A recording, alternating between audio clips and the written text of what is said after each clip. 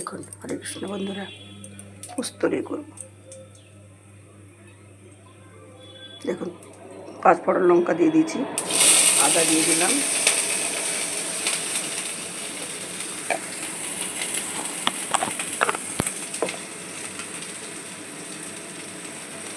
ধনে গুঁড়ি দিয়ে দিলাম,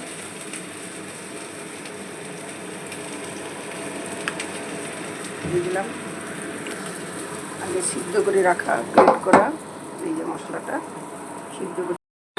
দেখুন গ্রেটেড নারকেল একটু দিলাম, আরও দিয়েছি আরও একটু আগে।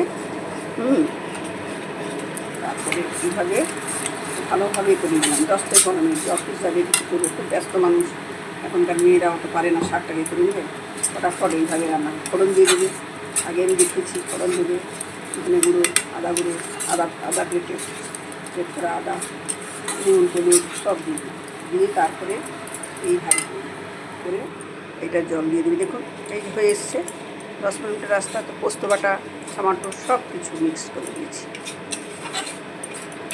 হয়ে এসছে 10 মিনিটে এটা হয়ে যাবে। আমি সব কিছু ফোড়ন টোটার আগে দিয়ে দিয়েছি।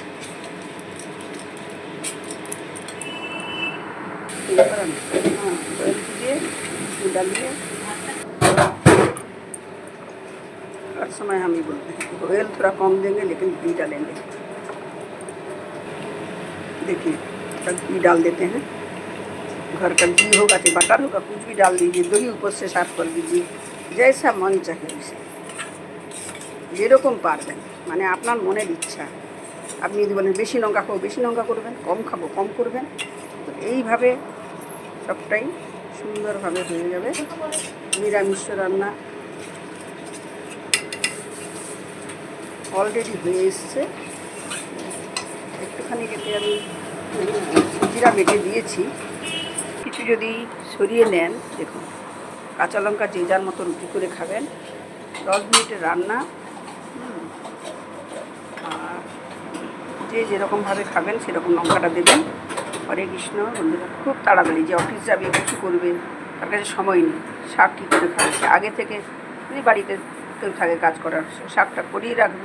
এরকমভাবে দিয়েছি, পোস্ত টমাটো সব মিশিয়ে দিয়েছি, আদা জিরা আর ধনে গুঁড়ো দিলাম, ঘি দিলাম, ঠিক আছে, 5 ফোড়ন দিলাম, লাস্টে নামিয়ে আমি কাঁচা লঙ্কা দিয়েছি। একটু দই দিতে পারেন, বাটার খেতে ইচ্ছে করে বাটার জন্য ঘিটা দিলাম, আমি ঘিটা একটু ফেভার করি।